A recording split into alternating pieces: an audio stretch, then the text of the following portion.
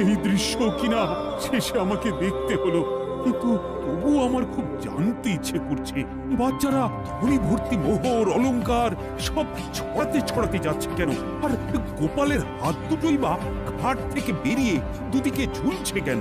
মহারাজ, আর একটা ব্যাপার কি আপনি লক্ষ্য করেছেন? কি বলতো? গোপালের দেহ আরা কাঁধে করে নিয়ে যাচ্ছে।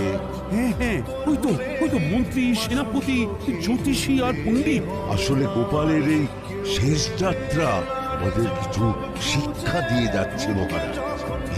এই যে দেখুন, যারা গোপালকে সহ্য করতে পারত না, এখন এখন তাদেরই কাঁধে গোপাল যাচ্ছে। তার মানে শেষ পর্যন্ত কেউই কারোর শত্রু